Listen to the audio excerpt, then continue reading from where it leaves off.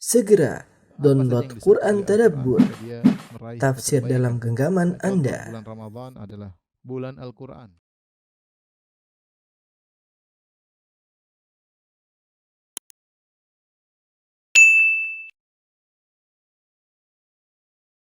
Bismillahirrahmanirrahim. Assalamualaikum warahmatullahi wabarakatuh.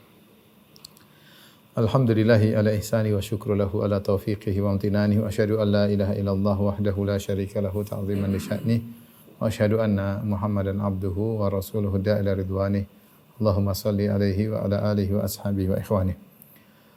Ikhwan dan akhwat yang dirahmati Allah Subhanahu wa taala. Kita lanjutkan bahasan kita dari kitab Fadlul Islam karya Syekh Muhammad bin Abdul Wahhab rahimahullahu taala. Dan kita masuk pada pembahasan baru, pembahasan yaitu bab qaulillahi ta'ala, bab firman Allah Subhanahu wa taala, ya ahlal kitabi lima tuhajjuna fi Ibrahim, wahai ahlul kitab, kenapa kalian berbantah-bantahan seputar Ibrahim, hingga firman Allah, wa ma kana minal musyrikin, dan Ibrahim bukanlah termasuk orang-orang musyrikin. Wa qawlihi, demikian juga firman Allah, wa may yarghabu an millati Ibrahim illa man safiha nafsah. Siapa yang benci, tidak suka dari agama Ibrahim melainkan orang yang membodohi dirinya. Wa laqad istafainahu fid dunya, dan sungguh kami telah memilih Ibrahim di dunia, wa innahu fil akhirati laminas salihin, dan dia di akhirat kelak termasuk orang-orang yang saleh yang memiliki kedudukan yang tinggi. Ini bab yang indah yang dibawakan oleh Syekh Muhammad bin Wahhab rahimahullahu taala. Saya kasih judul yaitu pengakuan harus disertai dengan bukti. Pengakuan harus disertai dengan bukti, propaganda harus dengan bukti. Kalau tidak ada bukti makanya sekadar pengakuan semata. Sebagaimana perkataan penyair atau perkataan seorang, wadda'awa idza lam takum fihi bayyinat, ya, fa ashabuha ad'iya, bahwasanya pengakuan-pengakuan itu kalau tanpa bukti hanya sekedar kedustaan semata. Kedustaan semata. Dan kita tahu bahwasanya banyak pengakuan-pengakuan, ya, baik dari non-muslim maupun dari kaum muslimin. Contoh seperti Allah sebutkan beberapa pengakuan dalam Al-Quran yang tanpa disertai bukti. Seperti pengakuan orang Yahudi dan Nasara. Kata Allah Subhanahu wa taala, wa qalatil yahudu wan nasara nahnu abna'ullahi wa ahibba'uh. Berkata orang-orang Yahudi dan Nasara bahwasanya kami adalah anak-anak Allah dan kekasih-kekasih Allah. Kami adalah pilihan-pilihan Allah dan kekasih-kekasih Allah. Ini pengakuan mereka. Mereka menganggap mereka pilihan Allah dan mereka menganggap mereka adalah kekasih-kekasih Allah. Tapi Allah bantah. Qul falima yu'adzibukum bidzunubikum bal antum basyarun mimman khalaq. Ya. Kalau kalian memang adalah kekasih-kekasih Allah, qul, katakanlah wahai Muhammad, falima yu'adzibukum bidzunubikum. Kenapa Allah mengadab kalian karena dosa-dosa kalian? Bukankah nenek moyang kalian dahulu, ya, orang-orang dahulu dari kalangan Bani Israel ada yang dirubah menjadi babi-babi dan monyet-monyet? Kalau mereka dahulu kekasih-kekasih Allah, tidak mungkin Allah akan mengadab mereka atau merubah mereka menjadi babi-babi dan monyet-monyet. Ini contoh pengakuan mereka bahwasanya mereka lah kekasih-kekasih Allah. Demikian juga misalnya pengakuan mereka, wa qalu la yadkhulul jannata illa man kana hudan aw nasara tilka amaniyuhum qul hatu burhanakum in kuntum shadiqin.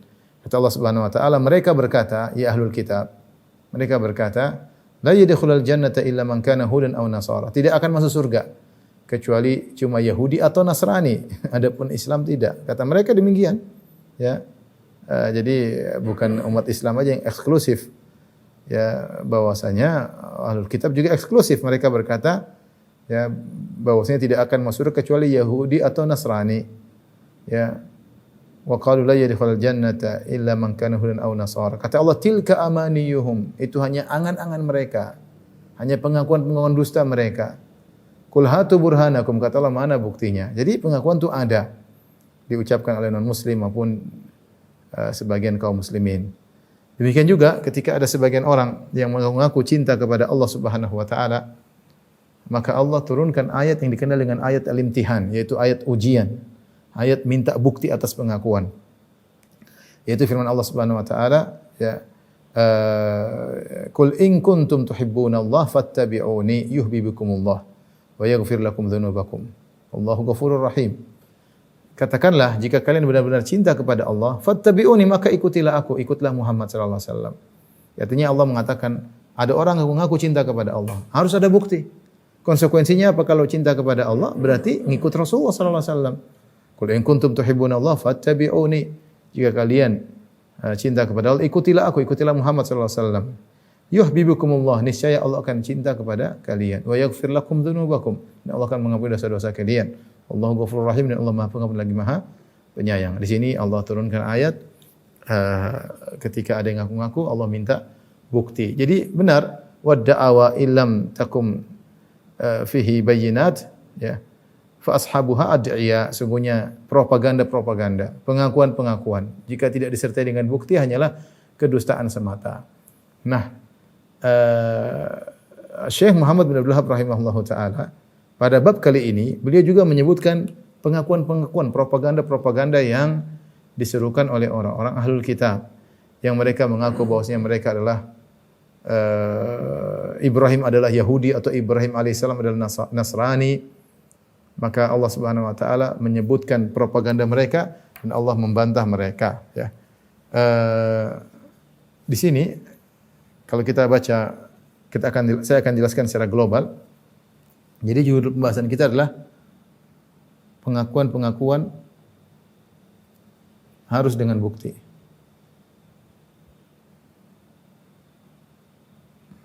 Maka kemudian Syekh membawakan contoh-contoh pengakuan atau tanpa bukti, ya. Contoh-contoh pengakuan tanpa bukti. Di antaranya beliau sebutkan yang pertama adalah pengakuan Yahudi dan Nasara bahwa Ibrahim alaihissalam adalah mereka. Ibrahim alaihissalam di atas agama mereka. Ini contoh pertama yang nanti dibantah oleh Syekh Muhammad bin Abdul Wahhab rahimahullahu taala. Kemudian juga di antaranya dua, ini dari contoh non muslim, ini non muslim, ya. Itu dari orang kafir. Kemudian yang kedua, beliau contohkan tentang Khawarij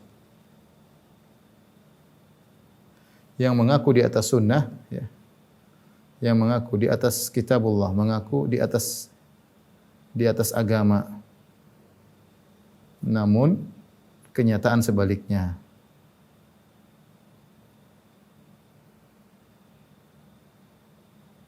Ini contoh yang kedua. Nanti insyaallah akan kita bahas, disebutkan oleh Syekh Abdul Wahhab rahimahullahu taala. Kemudian contohnya juga yang ketiga, saya menyebutkan juga yang ketiga adalah sebagian keluarga-keluarga Nabi yang mengaku sebagai wali-walinya Rasulullah sallallahu alaihi wasallam, yaitu keluarga atau keluarga Nabi sallallahu alaihi wasallam secara nasab namun kafir, ya.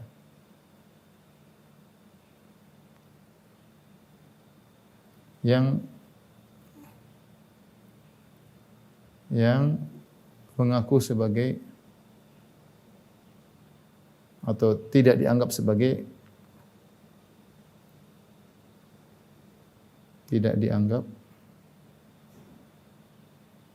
sebagai wali-wali Nabi sallallahu alaihi wasallam.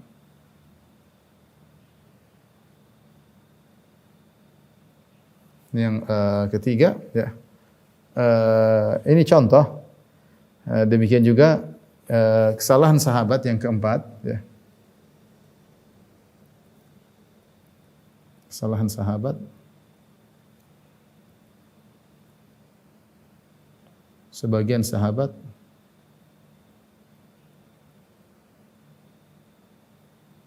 yang ternyata tidak di atas sunnah.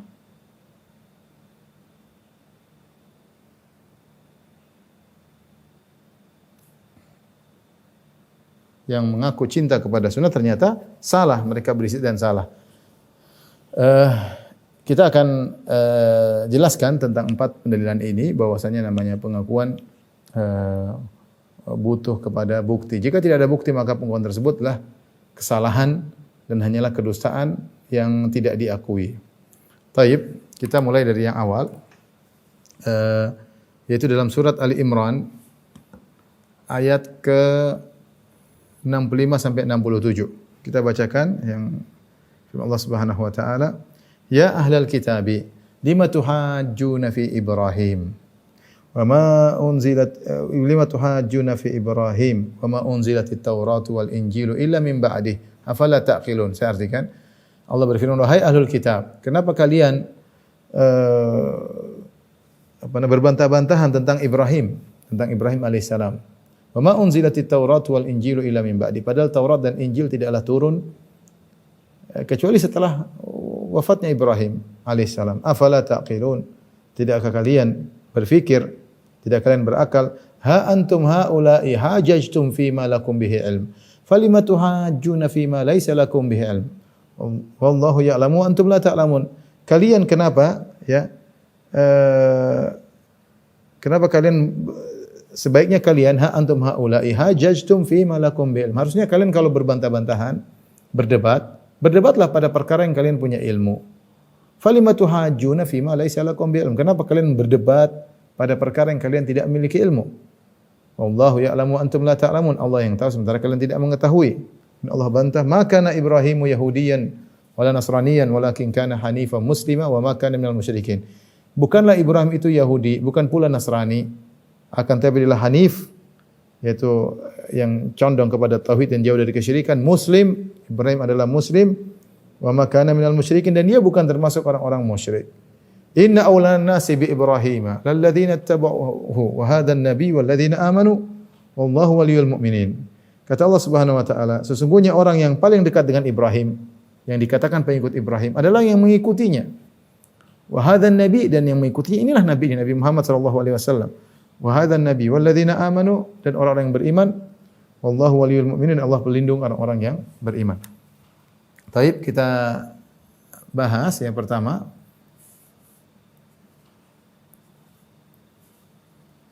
Jadi ayat ini, ayat surat Al-Imran, surat Ali-Imran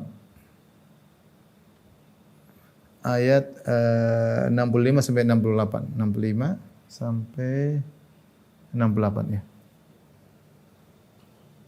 Sebab nuzulnya disebutkan oleh sebagian ahli ilmu, diriwayatkan dari Ibnu Abbas dan yang lainnya, bahwasanya terjadi diskusi antara orang-orang Yahudi dengan orang-orang Nasara dari Najran. Kemudian orang-orang Yahudi berkata bahwasanya Ibrahim adalah Yahudi. Orang-orang Nasara berkata Ibrahim adalah Nasara, ya. Jadi orang Yahudi berkata Ibrahim adalah Nasara. Jadi sebab nuzul adalah debat antara Yahudi dan Nasara Najran. Yahudi berkata Ibrahim adalah Yahudi. Ibrahim alaihissalam adalah Yahudi, seorang Yahudi.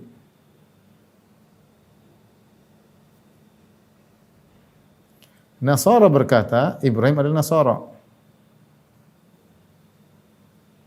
Nasrani. Baik. Karena Ibrahim adalah sosok yang mulia dan dia adalah nenek moyang dari Bani Israel dan juga nenek moyang dari Quraisy. Jadi semua mencintai Nabi Ibrahim alaihissalam, ya. Yahudi, Nasrani, Quraisy, kaum muslimin. Nabi Muhammad sallallahu alaihi wasallam nasabnya kembali kepada Ibrahim alaihissalam, bin Ismail bin Ibrahim. Nabi Musa, Nabi Isa nasabnya kembali kepada Yakub bin Ishak bin Ibrahim. Sehingga semuanya senang dengan Ibrahim alaihissalam. Ini pengakuan mereka, ini pengakuan. Propaganda. Tanpa bukti. Maka Allah pun membantah dari tiga sisi, ya. Allah pun membantah mereka. Bantah propaganda ini. Jadi beberapa sisi. Yang pertama, Allah menjelaskan bahwasanya pengakuan mereka tersebut adalah perdebatan tanpa ilmu. Kata Allah Subhanahu wa taala, lima tuhajjuna fi Ibrahim ha antum haula'i hajajtum fi ma lakum bil falima tuhajjuna fi ma laysa lakum bi ilm. Kenapa kalian berdiskusi, berdebat pada yang kalian tidak punya ilmu tentangnya? Kata Allah, mereka berdebat pada perkara yang mereka tidak punya ilmu.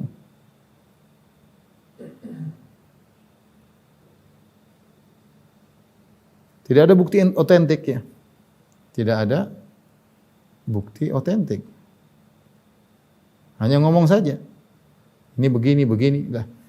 Makanya Allah mengatakan, kenapa kalian tidak berdebat pada yang kalian punya ilmu? Ya. Ha antum haula'i hajjaztum fi ma lakum bi ilm. Kenapa kalian tidak berdebat tentang yang kalian punya ilmu, tentang mungkin tentang Injil, tentang Taurat, ada hukum-hukum kalian diskusikan, oke lah.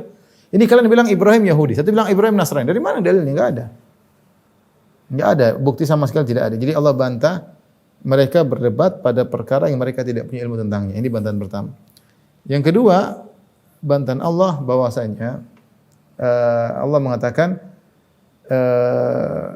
aneh ya, kalian tidak berakal. Mereka tidak berakal.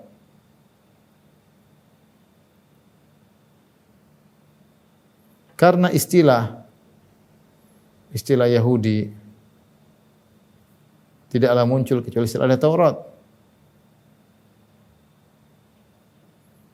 Kecuali setelah turun Taurat. Yahudi maksudnya pengikut Taurat, dan istilah Nasrani tidaklah muncul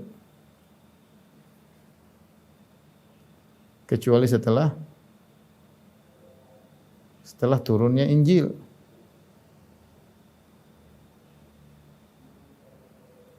Sementara Taurat dan Injil turun setelah Ibrahim ya. Sementara Taurat dan Injil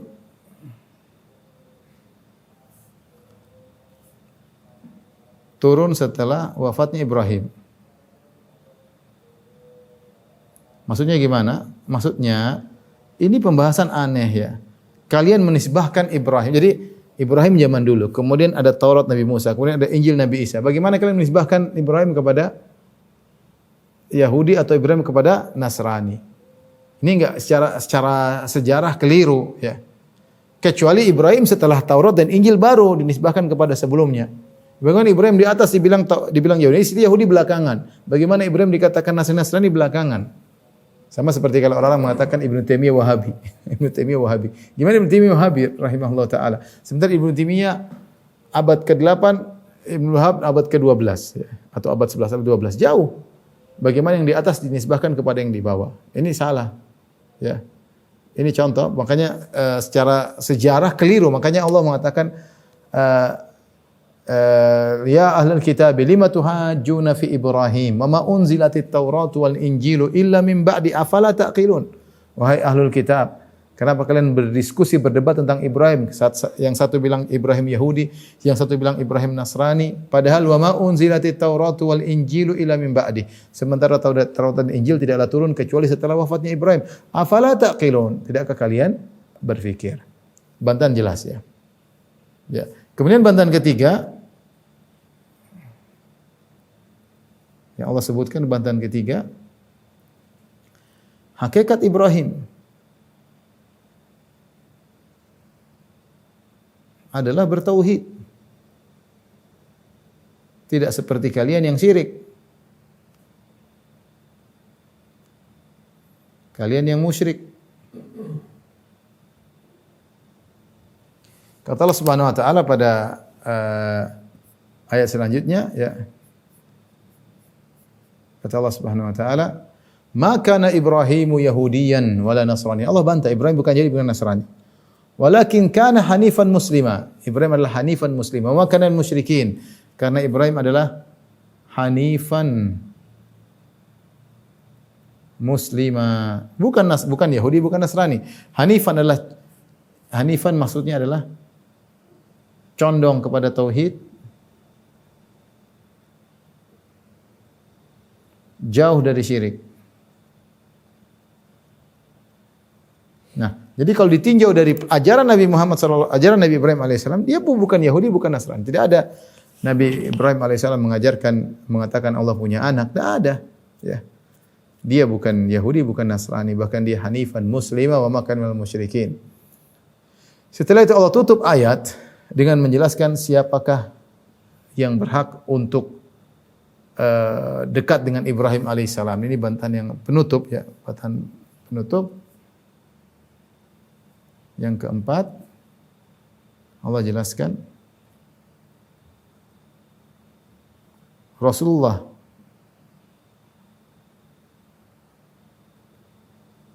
yang lebih berhak dekat dengan Nabi Ibrahim alaihissalam. Paling dekat, yang lebih dekat, berhak lebih dekat dengan Ibrahim. Bukan kalian. Bukan ahlul kitab. Kata Allah Subhanahu wa taala, "Inna awlan nasi bi Ibrahim." Ayat yang terakhir ayat 68. "Inna awlan nasi bi Ibrahim lalladzina tabu." Seorang yang paling lebih dekat kepada Ibrahim, lebih utama untuk ikut Ibrahim. Siapa? Lalladzina tabu, yang ikut Nabi Ibrahim. Karena Ibrahim hanifan musliman, tidak pernah syirik, lam yakun minal musyrikin, tidak pernah berbuat syirik, selalu hanif, condong kepada tauhid, jauh dari kesyirikan. Wa hadzal nabi, itulah sang nabi ini, walladzina amanu, dan orang yang beriman. Wallahu waliyul mu'minin, dan Allah orang-orang yang waliyul mu'minin, penolong lindung orang-orang beriman. Ini pembahasan yang pertama, ya, yang dijelaskan oleh Syekh Abdul Wahab rahimahullahu taala, bahwasanya pengakuan saya seorang muslim atau saya pengikut Ibrahim, kalau tidak ada buktinya maka tidak bisa diakui, ya. Isyarat dari beliau, ada sebagian orang ngaku sebagai Islam, sebagai Muslim, pengikut Ibrahim, kalau nggak ada buktinya.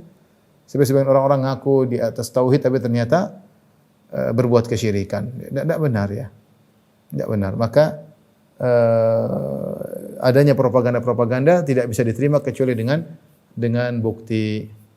Tapi ini pembahasan yang pertama. Kemudian kita lanjut pada pembahasan yang kedua, ya. Allah Subhanahu wa taala berfirman, ya. Masih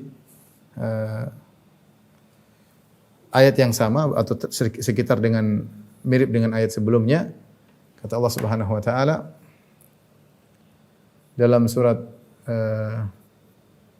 Al-Baqarah ayat 130, "Wa may yarghabu an millati Ibrahim illa man safiha nafsah wa laqad istafainahu fid dunya wa innahu fil akhirati minas salihin."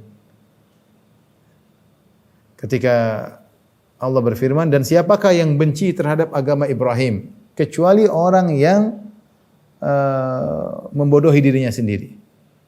Walaqad istafainahu fid dunya, sungguh kami telah memilih Ibrahim di dunia. Wa innahu fil akhirati laminas salihin, sungguhnya di akhirat dia termasuk orang-orang yang saleh. Yang dimaksud dengan raghiba an, yaitu ada raghiba fi, ada raghiba an. Ayat berikutnya kata Allah Subhanahu wa taala, "Wa man yarghab an millati Ibrahim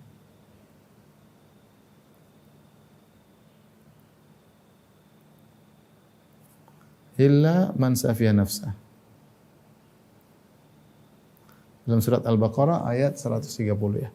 Jadi yarghab an, raghiba ada dua, raghiba ada raghiba fi dan raghiba an.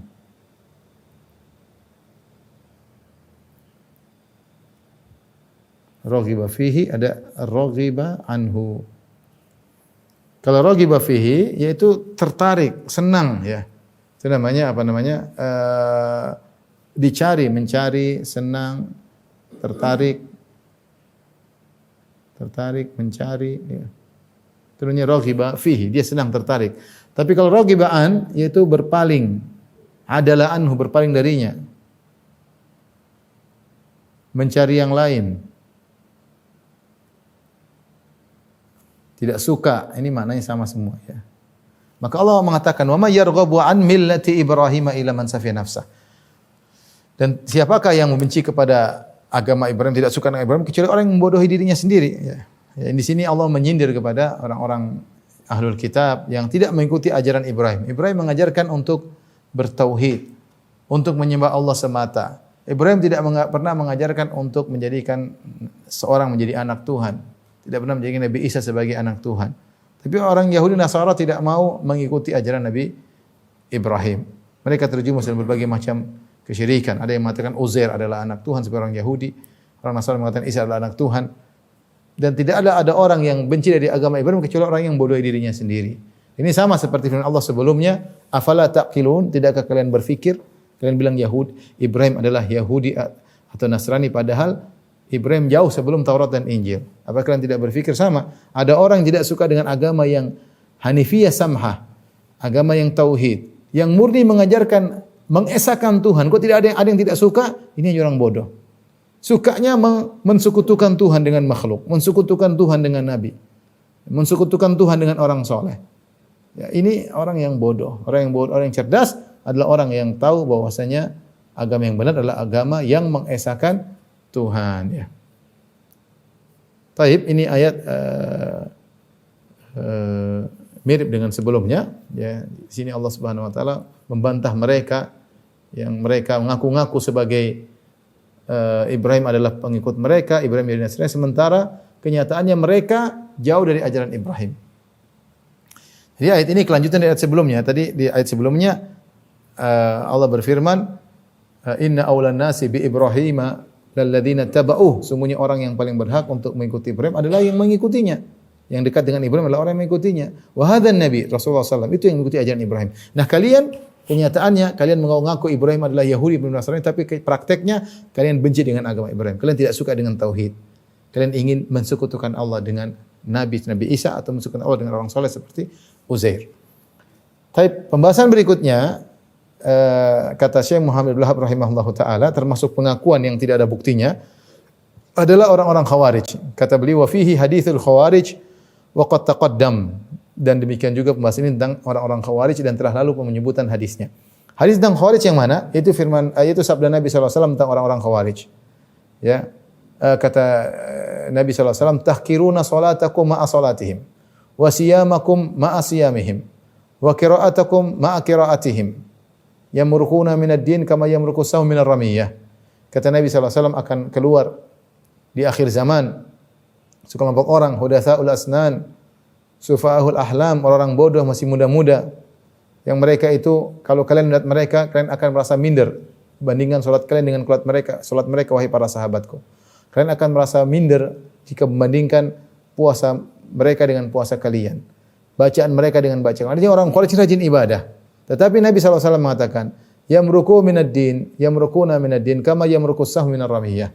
Mereka itu keluar dari agama seperti keluarnya anak panah menembus hewan buruan.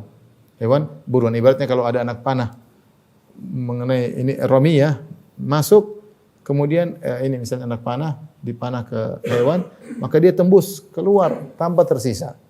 Ya, kalau sudah keluar seperti ini seakan-akan daging tidak ada yang tersisa. Artinya ini seperti ibarat agama. Mereka orang-orang Khawarij masuk dalam agama kemudian keluar seperti tanpa ada sisa sama sekali. Artinya Rasulullah SAW mengatakan mereka ini ngaku-ngaku di atas hak, di atas Al-Quran, di atas sunnah, di atas kebenaran, tapi hakikatnya mereka tidak. Jadi pengakuan mereka tanpa bukti. Kenapa? Karena mereka ketika memahami Al-Quran tidak mengikuti pemahaman para sahabat. Tapi mereka menggunakan akal mereka. Mereka hanya bersandar sekedar secara bahasa. Ketika mereka orang-orang Arab dan mereka pakar bahasa Arab, ketika mereka baca Al-Quran, mereka memahami sebagian ayat dengan pemahaman mereka. Tidak mereka kembalikan kepada pemahaman para sahabat yang masih hidup ketika itu seperti Ali bin Abi Thalib, Ibnu Abbas dan yang lainnya. Sehingga akhirnya mereka ngaku-ngaku, ya, dan penampilan mereka penampilan Islami. Mereka salat, mereka puasa, mereka baca Quran, bahkan ibadah mereka lebih hebat daripada ibadah para sahabat. Akan tetapi, ya, ternyata pengakuan mereka sebagai orang yang saleh tidak diakui oleh Nabi sallallahu alaihi wasallam karena mereka tidak punya bukti. Kesolehan tersebut tidak hanya cukup dengan baca Quran, dengan salat, dengan puasa, kalau ternyata mereka memahami Al-Quran pakai akal mereka sendiri dan tidak menggunakan pemahaman para sahabat radhiyallahu taala anhum ajma'in. Dan Ini contoh artinya sama seperti pembahasan yang sedang kita bahas, yaitu mereka mengaku di atas agama, kenyataannya mereka justru keluar dari agama. Ya. Ya, karena kalau kita lihat secara penampilan fisik mereka rajin. Ketika Ali bin Abi Thalib ditanya, "Amunafiquna hum?" Apakah mereka orang-orang munafik? Kata Ali bin Abi Thalib radhiyallahu anhu, "Al-munafiqun la yadhkuruna Allah illa qalila." Orang munafik itu tidak mengingat Allah kecuali cuma sedikit. Sementara orang Khawarij semangat beribadah kepada Allah. Sampai wajah mereka pucat-pucat. Karena mereka sering sholat malam dan juga sering baca Quran dan sering puasa. Jadi, kemudian ditanya, "Akuffarun hum?" Apakah mereka orang kafir? Kata Ali bin Abi Thalib, minal kufri farru. Justru mereka lari dari kekufuran. Cuma mereka salah. Ikhwanuna bagaw alaina. Mereka salah paham. Mereka membangkang. Jadi penampilan mereka Islami, pengakuan mereka di atas agama, tapi hakikatnya karena tidak ada bukti, buktinya enggak ada. Buktinya karena mereka tidak mau tunduk kepada pemahaman para sahabat. Mereka mengaku berhukum dengan hukum Allah, tapi ternyata mereka pahami dengan akal mereka sendiri. Akhirnya justru mereka mengaku di atas agama, justru Nabi mengatakan mereka keluar dari agama. Ini bahaya. Enggak mengaku sesuatu, hakikatnya kebalikannya. Hakikatnya adalah kebalikannya. Ya. Demikian juga yang berikutnya. Kata Syekh Muhammad bin Abdul Wahhab rahimahullahu taala, wa fi sahih annahu sallallahu alaihi wasallam qala. Dalam hadis yang sahih Rasulullah SAW pernah bersabda, "Inna ala abi fulan," sungguhnya keluarga ayahku fulan laisu li bi auliya. Meskipun mereka keluargaku, tapi mereka bukan wali-waliku. Laisu li auliya, mereka bukanlah wali-waliku. Auliya maksudnya wali-wali, dan wali-wali ini maksudnya dari al-walayah. Al-walayah bisa dibaca al-walayah, bisa dibaca al-wilayah. Kalau al-wilayah artinya kekuasaan, al-walayah artinya kecintaan. Artinya Nabi mengatakan mereka bukanlah orang-orang aku cintai, meskipun secara nasab, secara kerabat mereka adalah kerabat-kerabatku. Innama auliyai al-muttaqun, kata Nabi, sungguhnya wali-waliku yang sungguhnya adalah orang-orang yang bertakwa. Di sini Nabi sallallahu alaihi wasallam menjelaskan, mungkin sebagian orang merasa kalau dia nasabnya dekat dengan Nabi sallallahu alaihi wasallam lantas otomatis dia menjadi wali-wali Nabi sallallahu alaihi wasallam. Maka Nabi jelaskan tidak demikian. Percuma kedekatan nasab, ya. Kalau ternyata jauh dari ajaran Nabi Muhammad sallallahu alaihi wasallam. Maka Nabi mengatakan, "Inna ala abi fulan laisa bi auliya." Kerabatku itu dari keluarga ini bukanlah wali-waliku. Innama auliyai al-muttaqun. Sungguhnya yang menjadi wali-waliku adalah orang yang bertakwa. Lihatlah di antara pengakuan-pengakuan kedekatan dengan Nabi hanya sekedar karena kekerabatan, maka ini percuma. Lihatlah paman Nabi Abu Lahab, tidak ada faedahnya meskipun dia adalah paman Nabi sallallahu alaihi wasallam. Ya. Saudara ayah Nabi sallallahu alaihi wasallam. Tidak ada faedahnya. Bahkan Allah turunkan firman-Nya, "Tabbat yada Abi Lahab wa tabb, ma aghna anhu maluhu wa ma kasab." Celaka kedua tangan Abu Lahab dan celaka kedua tangannya. Kemudian kata Allah, "Sayasla naran dzata lahab." Dia akan masuk dalam neraka yang memiliki api yang menyala-nyala. Ya, jadi percuma ya. Punya kedekatan nasab namun tidak bertakwa. Sebagaimana sabda Nabi sallallahu alaihi wasallam, "Man batta'a bihi amaluhu lam yusri' bihi nasabuh." Siapa yang amalnya rendah, nasabnya tidak bisa menolongnya. Tidak bisa menolongnya. Makanya seorang penyair berkata, "Laqad rafa'al Islamu Salman al-Farisi wa wada'al kufru an-nasiba Aba Lahabin." Sungguh Islam telah mengangkat Salman dan dia adalah budak menjadi seorang yang mulia. Dan sungguh kekufuran telah menyebabkan orang yang bernasab tinggi seperti Abu Lahab jadi jatuh. Ya. Nasab kalau tidak disertai dengan ketakwaan, percuma ngaku saya dekat ini, saya dekat nasabnya ini sampai kepada si ini. Tidak ada faedahnya. Tidak ada faedahnya. Kalau tidak disertai dengan ketakwaan. Ya. Lihatlah bagaimana para sahabat yang tidak punya nasab yang tinggi seperti Bilal bin Rabah dari Habasyi yang berkulit hitam. Kemudian Bilal Ar-Rumi dari Romawi, Bilal ya. Kemudian Salman Al-Farisi dari Persia, bukan orang-orang Arab. Mereka dari Mawali, itu di budak-budak yang dimerdekakan ya. Ternyata mereka menjadi para sahabat-sahabat yang mulia karena ketakwaan. Jelaslah firman Allah Subhanahu wa taala, ya ayyuhan nasu inna khalaqnakum min dzakarin wa untha wa ja'alnakum syu'uban wa qabaila lita'arafu inna akramakum indallahi atqakum. Wahai manusia sekalian, sungguhnya kami telah menciptakan kalian berbangsa-bangsa, bersuku-suku agar kalian saling mengenal ya. Kemudian kata Allah Subhanahu wa taala, inna akramakum indallahi atqakum, yang paling mulia di sisi Allah adalah yang paling bertakwa di antara kalian. Jadi percuma pengakuan seorang saya dekat dengan Nabi sallallahu alaihi wasallam, saya punya hubungan kekerabatan dengan Nabi sallallahu alaihi wasallam kalau tidak disertai dengan ketakwaan kepada Allah Subhanahu wa taala. Tadi maghrib sudah kita jelaskan betapa banyak keturunan-keturunan daripada nabi-nabi sebelumnya yang ternyata tidak ada faedah hubungan kekerabatan mereka dengan para nabi. Contohnya Nabi Nuh alaihissalam, anaknya kafir ya. Contohnya anak-anak Nabi Yaqub bin Ishaq bin Ibrahim. Allah mengatakan wa min dzurriyyatihima muhsinun wa zalimun li nafsihi mubin. Dan di antara keturunan Ishaq dan Ibrahim ada orang-orang yang baik dan ada orang-orang yang zalim yang berbuat kesyirikan. Lihat orang-orang Yahudi, orang Yahudi semuanya keturunan Nabi. Mereka keturunan Nabi Yaqub bin Ishaq bin Ibrahim. Tapi apakah orang Yahudi kemudian orang saleh? Kebanyakan mereka bukanlah orang-orang saleh. Kebanyakan mereka adalah musuh-musuh Allah Subhanahu wa taala. Padahal mereka adalah keturunan para nabi. Keturunan para nabi. Tapi tidak ada faedahnya. Sebagaimana Nabi Nuh alaihissalam punya anak yang kafir. Oleh karenanya seorang mempropagandakan saya misalnya dekat dengan Nabi sallallahu alaihi wasallam, maka kalau propaganda tersebut disertai dengan bukti, maka itu tentunya baik. Tentunya dia akan mulia. Jika amalnya cepat, maka nasabnya juga cepat. Tapi jika sebaliknya, maka tidak bermanfaat nasabnya. Man batta'a bihi amaluh, lam yusri' bihi nasabuh. Siapa yang amalnya membuat dia lambat dengan amalnya, maka nasabnya tidak akan bisa mempercepat dia. Baik, berikutnya Syekh Muhammad bin Wahab rahimahullah taala membawakan contoh yang lain. Ini contoh yang terakhir yang dibawakan tentang sebagian sahabat ya. Kata yang sebagian sahabat menyangka mereka di atas sunnah, ternyata mereka tidak di atas sunnah. Ini contoh menyangka di atas sesuatu, ternyata tanpa bukti maka tidak dianggap.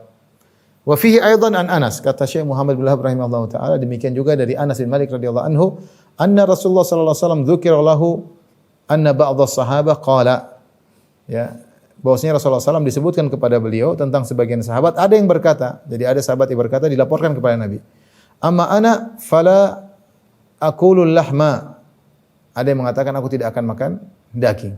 Buat apa? Buat supaya zuhud, supaya beribadah. Wa qala akhar amma ana fa aqumu wala anam, ada yang mengatakan adapun aku akan salat malam dan aku tidak tidur. Wa qala akhar, dan yang lainnya lagi ada sahabat yang berkata amma ana fala atazawwajun nisa, adapun aku tidak akan menikahi para wanita. Wa qala akhar, lagi yang berkata amma ana fa asumu wala uftir, adapun aku akan puasa terus dan aku tidak berbuka, tiap hari puasa. Fa qala Rasulullah SAW, ketika dilaporkan kepada Nabi tentang sahabat-sahabat yang semangat beribadah ini, maka Rasulullah SAW berkata, lakinnani aqumu wa anam wa asum wa uftir. Adapun aku beda, aku salat malam dan aku tidur. Aku puasa dan aku berbuka. Wa atazawwajun nisa, dan aku menikahi para wanita. Wa akulul lahm, dan aku makan daging. Faman raghiba an sunnati falaysa minni, siapa yang tidak suka dengan sunnahku maka bukan golongan dariku. Kata Syekh Muhammad bin Wahab rahimahullah taala, fata'ammal idza kana ba'dhu sahabati arada tabattula lil ibadah, qila fihi hadzal kalamil ghalidh. Lihatlah, ketika sebagian sahabat ingin fokus ibadah, tabatul itu fokus ibadah dengan cara yang mereka ekspresikan, yang mereka idekan, ya, maka dikatakan kepada mereka perkataan yang keras ini dari Nabi sallallahu alaihi wasallam. Wa summiya fi'luhu raghuban an sunnah.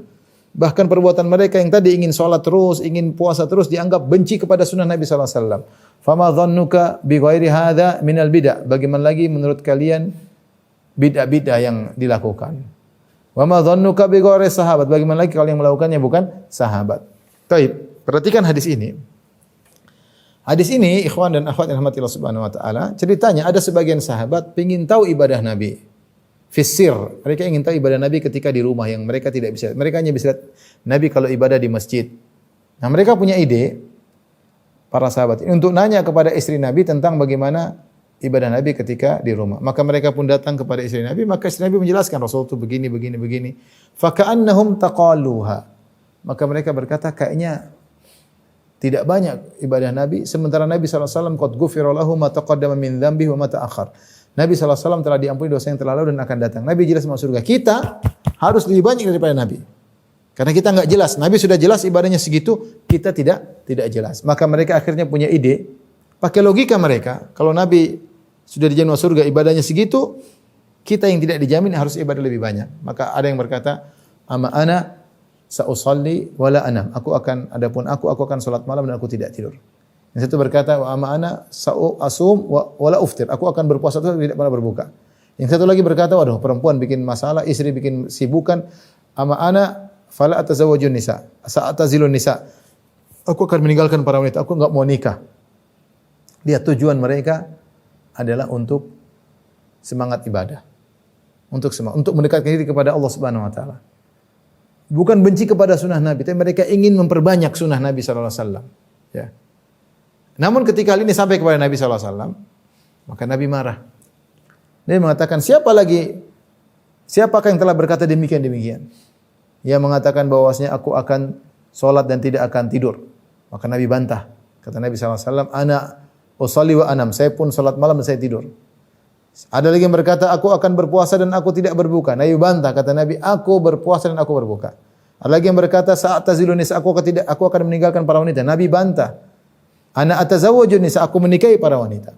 Kemudian yang menunjukkan di akhir hadis Rasulullah SAW menutup tahdirannya, menutup peringatannya dengan berkata, "Faman raghiba an sunnati falaysa minni." Siapa yang benci terhadap sunnahku, maka bukan dari golonganku. Di sini Syekh Muhammad bin Wahab rahimahullah mengajak kita untuk berfikir, ta'ammal, coba renungkan. Para sahabat ini, mereka tidak, jadi kita tahu bid'ah ada dua. Bid'ah ada dua. Namanya bid'ah hakikiyah, bid'ah hakikat, namanya bid'ah idhofiyah, bid'ah tambahan, idhofiyah. Itu modifikasi tambahan.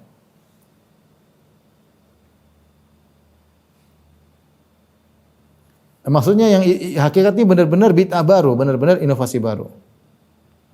Benar-benar inovasi baru. Contoh seperti apa? Bilang salat namanya salat Rabu Wekasan. Ya, ini contoh. Salat bikin baru, salat baru. Ada yang bikin salat, saya pernah dengar salat birrul walidain. Tidak ada, dari mana? Tidak ada sama sekali. Ada namanya salat Rabu Wekasan.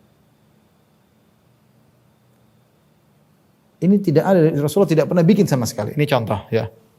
Kalau bid'ah tambahan itu asal ibadahnya ada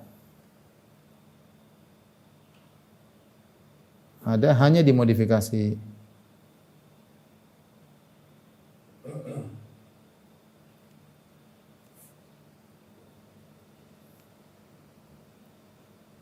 Seperti mungkin ada sholat ini ditambah-tambahin, dikurang-kurangin, seperti sholat malam dibikin cara tersendiri, tapi sholat malam disyariatkan. Sholat malam disyariatkan. Zikir tapi ditambah-tambahin zikirnya ya, dimodifikasi. Nah, para sahabat ketika mereka bertanya tentang Nabi sallallahu alaihi wasallam bagaimana ibadahnya, mereka punya logika sederhana. Nabi yang sudah dijamin masuk surga ibadahnya misalnya 5. Ya kami yang tidak dijamin masuk surga kami ibadahnya 10. Lantas mereka membuat ibadah, bukan ibadah baru, cuma mereka berusaha menjalankan sunnah Nabi dengan lebih lama. Sehingga bukankah puasa sunnah adalah sunnah Nabi, salat malam sunnah Nabi, tapi mereka ingin nambah. Kata mereka, aku akan salat malam dan aku tidak tidur. Ya. Jadi salat malamnya disyariatkan, tapi mereka modif dengan tambah tidur. Tujuannya apa? Agar dekat kepada Allah. Satunya berkata, aku akan puasa terus tidak berbuka. Padahal disunahkan berpuasa, disunahkan berbuka. Ya, tujuannya apa? Untuk bisa menjalankan sunnah Nabi dengan sebaik-baiknya. Tapi ternyata mereka terjerumus dalam ide bid'ah idhafiyah karena berusaha menerapkan ajaran Nabi tapi tidak sesuai dengan ajaran Nabi, dimodif ya. Ya. Mereka tidak punya ide bikin ibadah baru sendiri, enggak ya. Tapi mereka punya ide bagaimana agar ibadah Nabi dimodifikasi. Kalau sholat malam tidak usah tidur. Kalau puasa terus tidak usah berbuka. Ternyata Nabi SAW tegur. Jadi ini ide sahabat, perhatikan. Ide sahabat dalam rangka dekat kepada Allah. Dalam rangka lebih kencang menjalankan sunnah. Ya, ini yang ingin saya sampaikan. Di mana mereka propaganda ingin menjalankan sunnah dengan lebih baik karena kondisi mereka yang penuh dengan dosa, tetapi Nabi menyamakan akan tetapi justru sebaliknya, akan tetapi Nabi menamakan dengan sebaliknya. Nabi sallallahu alaihi wasallam menamakannya dengan sebaliknya.